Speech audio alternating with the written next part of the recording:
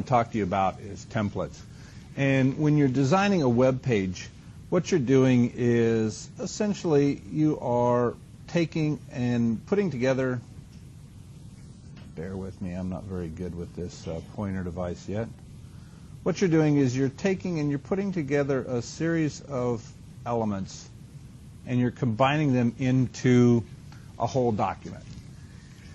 And most often when you're creating a website, there's going to be a lot of pages that look sort of the same. So what we do is we create templates that will allow us to, instead of recreating each page step by step by step. So for instance, this page right here has got a series of elements. There's a page in general, there's a logo section, there's a navigation section, there's this big section in the middle, and there's a footer. Now, those are going to be consistent depending upon how your page, it's going to look something like this from a structural standpoint. All the pages are going to have certain things that are going to be the same on all the pages. And so what we do is we create templates that allow us to, instead of going in and recreating all these elements and putting them together, it allows us to duplicate. And when we duplicate,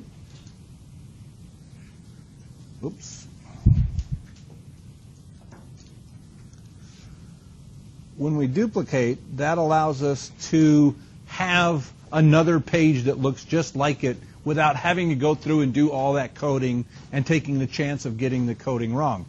So I can make as many of these pages as I want, and it allows me to start formatting my web page and creating a lot of pages off of the same code without having to go through and correct those.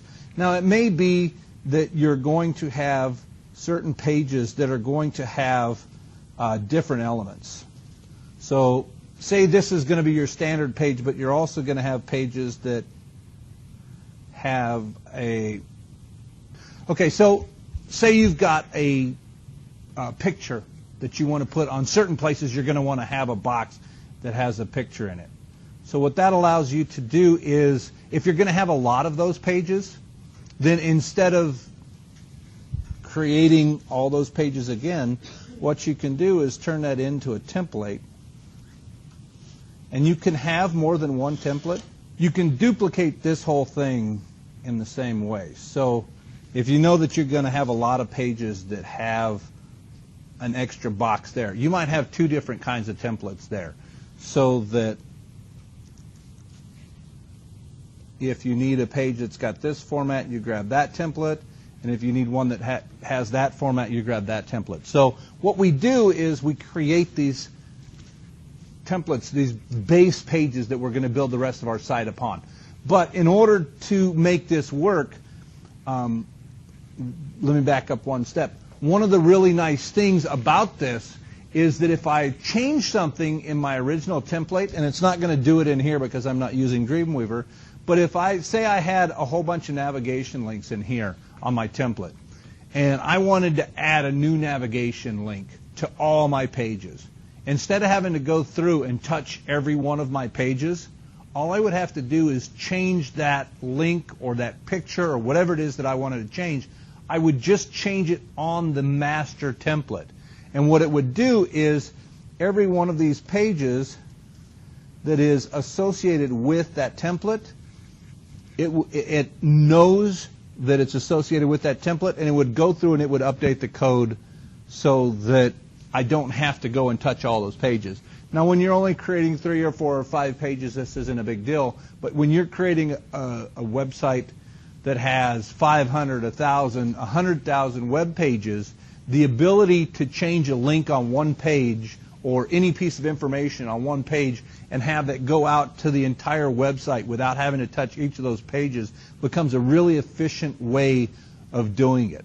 In the job that I had before I became a full-time teacher, I was an information architect at the time it was University of Missouri-Rolla, and they were changing their name to Missouri S&T.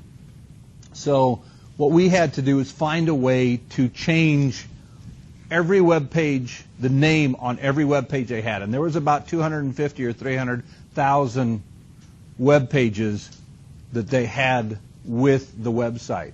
So what we did is we built a series of templates that allowed us to update things in just a couple of places, and whenever it's updated, it pushed to all those pages without having to go and touch 200, 300,000 pages. So that is a requirement of the semester project that you're doing, is that it be based off of templates. You can use one template for the entire website and then just change the content, or you can use a couple of web pages. For instance, you've got 3 types of pages, or 4 types of pages. You're going to have the home page. You're going to have character pages, which I would expect are going to be consistent between the character pages, at least in their structure. You're going to have story pages, which I would expect are going to be somewhat consistent in their structure. Different in the content, but the structure is going to be the same. So think about it as you're planning your site. What pages are going to look the same so that you can create templates and move that forward? Now, in order to make this work, we've got to have the ability within these templates to change some of the content, but not change the other content. For instance, I wouldn't want somebody coming to one of the sub-pages and suddenly changing the logo or the name of the site or something like that. I want it to stay consistent. So by using templates in Dreamweaver, you designate places where the content can be changed in places that aren't the master template. And I'll show you in just a couple of seconds. So in the template, you control what most of the content is, but you designate places where you can change specific content. And I'll show you how that works. So do templates just have like a bunch of divs kind of like set up on them for different classes? That's how you build the structure. The question is, do templates just have a bunch of divs? It starts with creating the divs, and so that when you do the box model of what your page is going to sort of look like from a structural standpoint, what you're doing is you're saying, okay, I'm going to have these divs, and I'm going to use CSS to lay those out. So the full answer to your question is, yes, it has the divs. It may also have some content like logos and titles and that kind of stuff, whatever you want consistent on all those pages, but you're also going to attach a cascading style sheet to that template. You attach the cascading style sheet to the template, and then anytime you create a page from that template, that page is automatically connected to the CSS document. And so then in that way you can change one CSS document and it change all the presentation. So when you're creating the template, you're not just creating the structure, but you're also creating the look and the feel of the site by using the presentation rules of CSS. And we do this, we're going to do this in Dreamweaver, and I'll bring you in here and we will walk our way through it. Let me minimize this so it's not in the way. So I come into Dreamweaver, and the first thing I want to do is I come in and I choose File, New, as if I was doing anything else. But, and this is important, what you do is you're choosing a blank template. Okay? So you're starting and saying this document is going to be a template. It doesn't end up being an HTML document. So if you create an HTML document, you can convert that to a template, but it's easier by starting and saying this is going to be a template. So I've got a blank template, and it gives you a choice of different types of documents that you can use. You want to use an HTML template for this class, and then you can actually start by choosing a pre-formatted page, but I'll warn you that while that may seem like a shortcut, it brings a lot of code and junk in that it's hard to figure out how to control it. So usually it's better to start with just a blank template, and then you go forward from there, and I'll show you how that works. Again, it's going to automatically change to HTML5 because that's what I set in the preferences early in the semester. So I create this template. And just quickly, let me throw together a page the way that I would do this. You're going to notice when you create a template, you've got your normal head and body tags, but you're also going to see these. In mine, it shows up as green elements. What these are code snippets that only apply to the template. So what it's doing is right here saying that here's an editable region, or the end of an editable region. So right here I've got a thing that says this is part of a template, and it's part of an editable region, and it happens to be called doc title.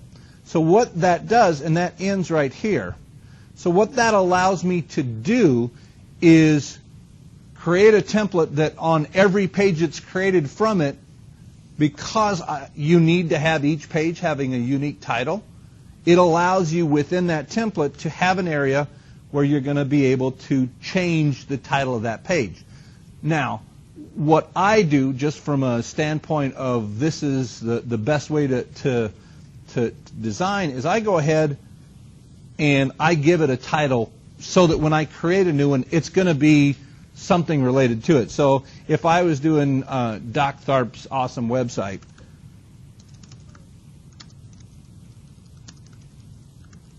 I would put that in the title of my template, just because that's always going to then show up on any of my pages, and I might then on those individual pages say resume and then Doc Tharp's awesome website. And so what that becomes is a way for search engines to better display the content on your thing. But it's built into the template, and you'll notice that when I click off of this, it changes here, and that's in an editable region, so I can change it on every page that I make. The other thing that you're going to see is that this section down here,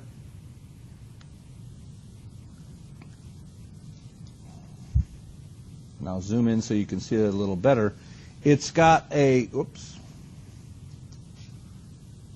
got another editable region called head.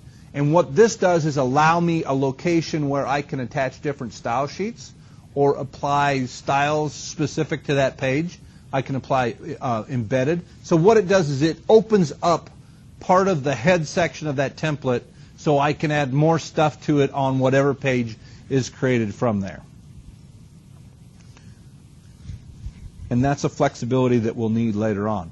So I come in here and I go into my body, and the first thing that I want to do, because I think of things structurally, is I want to think, how am I going to lay out my page? Well, I know that I'm going to want to have a container div, so I'm going to go ahead and put that in, and I want that to be an ID because it's unique. And I'm not going to create any new rules first. I'm just going to create the structure, and everything in my page is going to sit inside that container div. So I look over here and I see, okay, so if I want to add a header div, I'm going to go ahead and I'm going to do that. I'm going to insert the div tag. And this is where it's important to have a pretty good idea of the structure of how your pages are going to be before you start working on actually creating the pages, because it's a lot easier to get it right than to go in and fix it after you've gotten something wrong. So I'm going to add we'll just call it a logo, just so that not a LOFO, a logo. So I'm going to add that.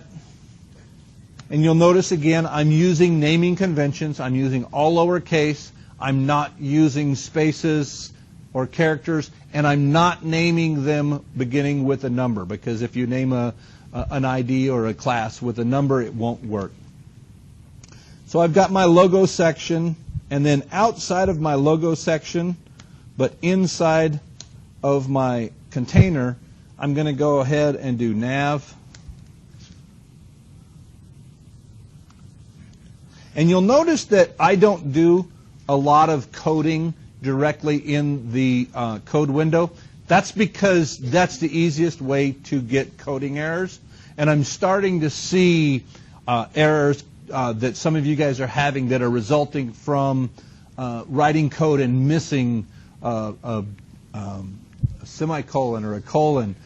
Something as small as that literally can take hours to troubleshoot Whereas if you use the tools that Dreamweaver gives you, it takes care of that coding and it takes out a lot of the potential for errors that are in there. So I'm going to give this nav, and by putting it outside of the logo div, I've decided that it's not going to be in the same section as the logo. You could put it there if you wanted. And then I'm going to have main body,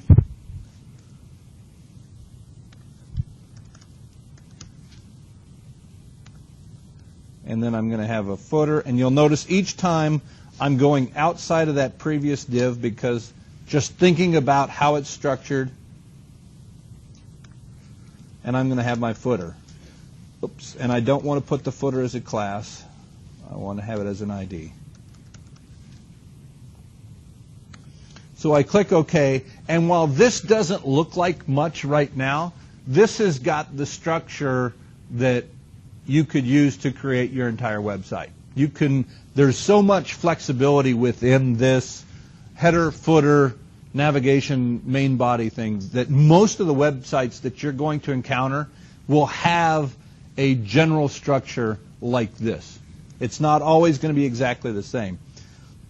So then when we create a CSS, we're just going to create one CSS for like our whole website so it all looks the same, but then you have the different templates for the different layouts. Okay, the question is, so we're just going to create one CSS document for the entire website. That is the way that most people for this class will do it because this isn't an overly sophisticated or complex a project that we're doing. If you design this correctly, you can use a single style sheet for the entire website. Now you can also add an additional style sheet for a specific page or group of pages, like if you had, I'm just going to say photo gallery, where you want things to lay out differently. You can attach a second style sheet called photo gallery, so it's actually pulling the code from 2 or more different style sheets. So there's a lot of flexibility that comes in when you've got this structure squared away in your head and all you're doing is applying the presentation through CSS. Good question. So at this point, it doesn't look like much. But what I would do is I would go through then and I would start creating just some kind of a structure so that you can see how it's going to be. I'm going to go ahead and put some kind of a logo in there just to get us started. And I'm going to go into the images. Okay, so we'll just say that that's my logo. Yes, it is. It's a photo of a spider web.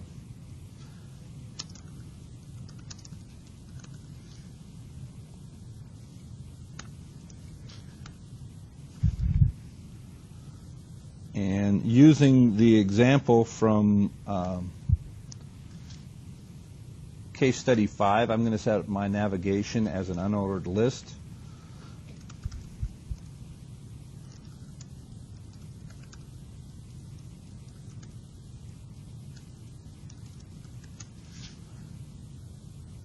So I would set my navigation up in that way.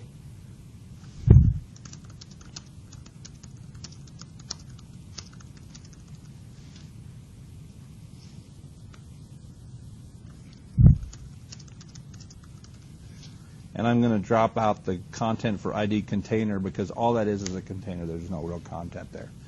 So just quickly, I'm going to set up a quick style sheet. And then I'll show you how it's used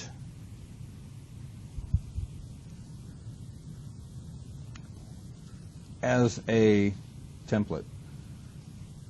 So the first thing that I want to do is I want to create a new cascading style sheet to attach to this before I start making rules. So I'm going to do it in this way. There's multiple ways you could go about doing this, but in the end you just need to create a CSS document so that you can apply it. This will be a new one. It's not the same one you've used in your case study. And I'm just going to call it File. And I'm going to save it in.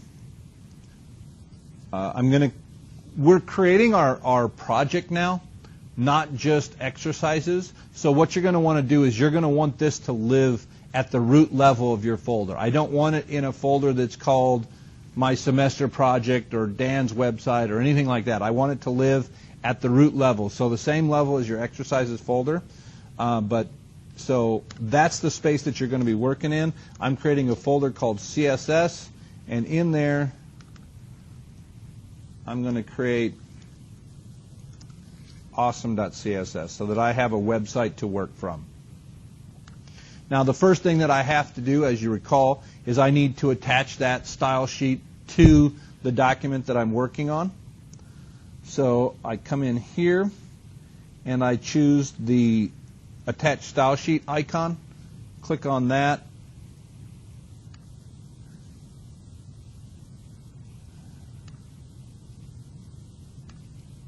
I go to the new folder that I created and I choose the style sheet. I want to make it as a link, I don't want to import it, and then I click OK. So now I've got a style sheet to work from. And so now that I do have that, I'm going to create some quick properties. And I come to the new CSS rule, and because I have the div of logo connected, it's going to choose to create, in this case it wants to go to compound, which is container and logo. I don't like putting anything that isn't necessary in my code, so I take out the container part. As you saw in the last case study, sometimes you need compound, like when you're changing just the anchors in the nav section as compared to the rest of it. So if you need a compound element, go ahead and use it. If not, go ahead. And you'll notice it's going into awesome.css. I click OK. And what I want to do, I'm just going to give it a background color so that it's a visual thing that you can see.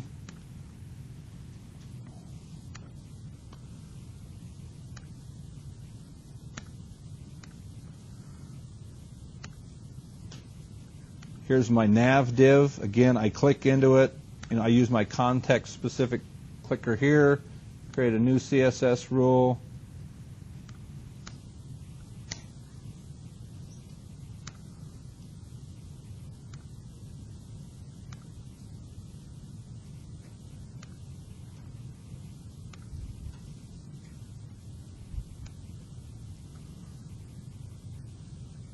Same thing. Grab main body, create a rule.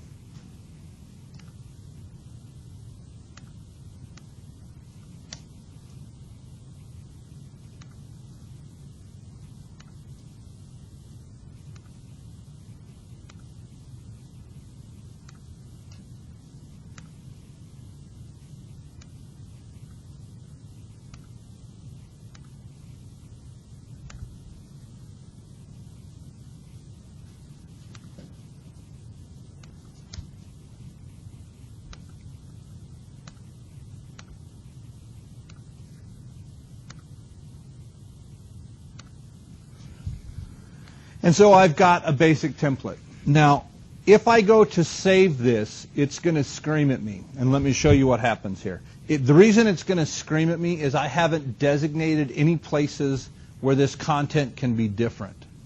Okay, so if you go to save this, and you're going to want to choose Save as Template, and you see the error message here telling me it doesn't have any editable regions.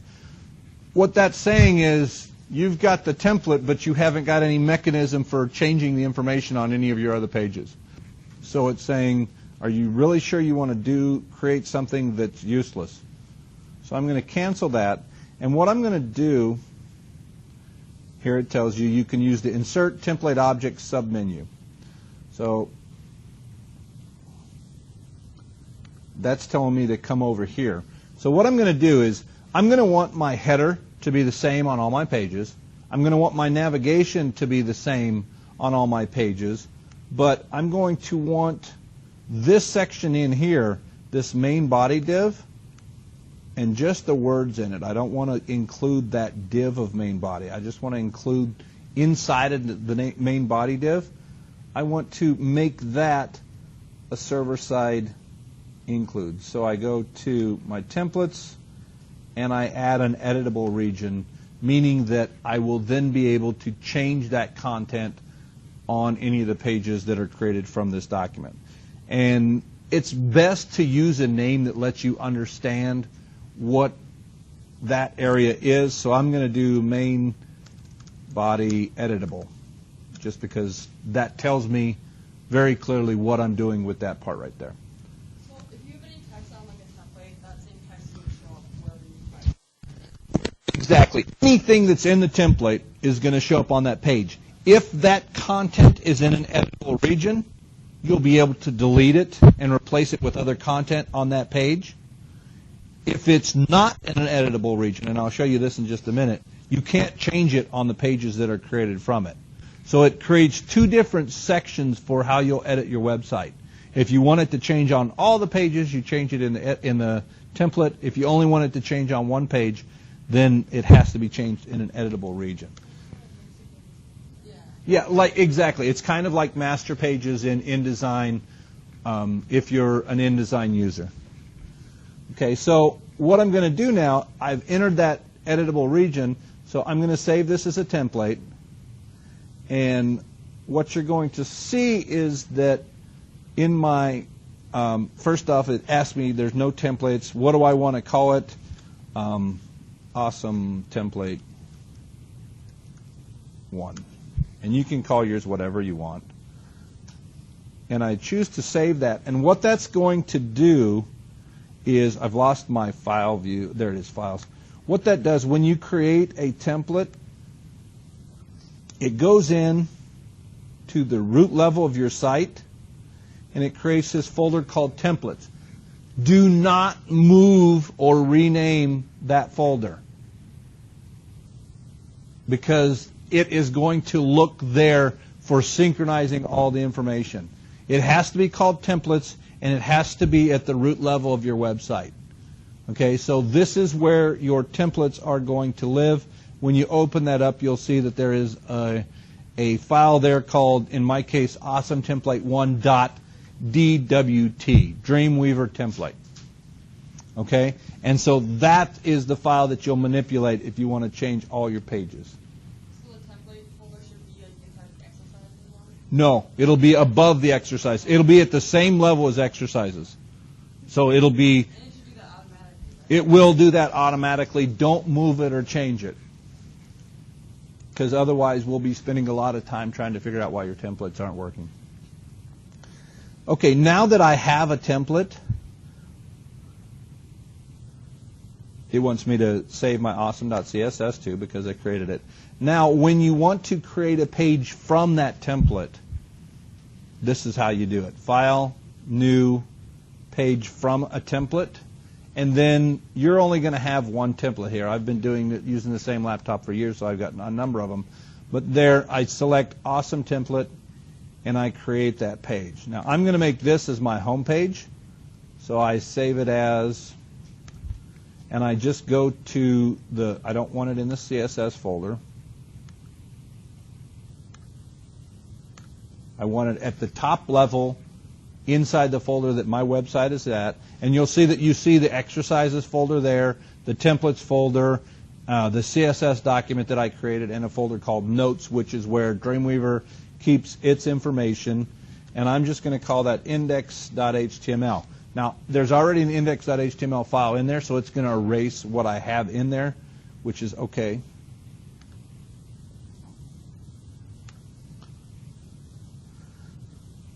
So now, when I go in here, I'm working on the index.html file. You can see that up there.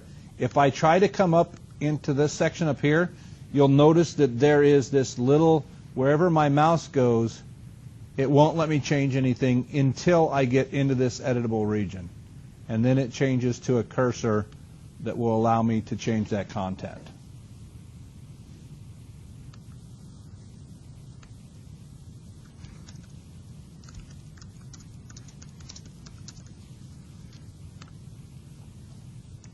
So I'm going to go ahead and save that document.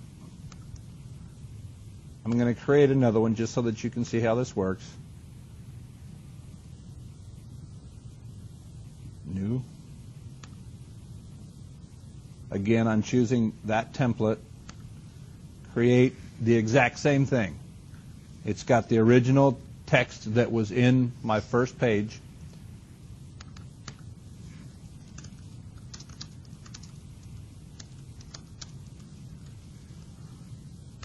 Allows me to change it there, doesn't allow me to change anything else. So I'm going to save this one. I'm just going to call this page 2. And I'm going to save that.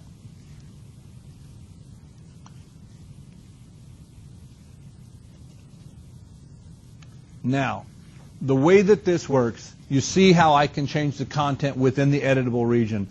Let me show you how you change the content and how it pushes out to all the pages. So I go back into my templates folder and I open that, and let's say that I wanted to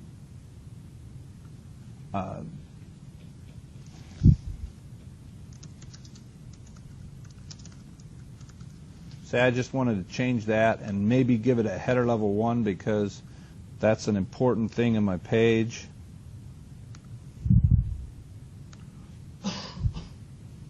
Since I've actually changed the HTML, not the CSS, when I go to save this, and this is an important thing to take note of, when I save that document, I don't want to choose Save as Template because that'll create a new template. I just want to save it. So I choose Save, and you see this file, this message come up that says Update Template Files. So what it's done is it's kept track of every page that I have created from that template, and it's saying, hey, you've changed the template. Do you want to update these files?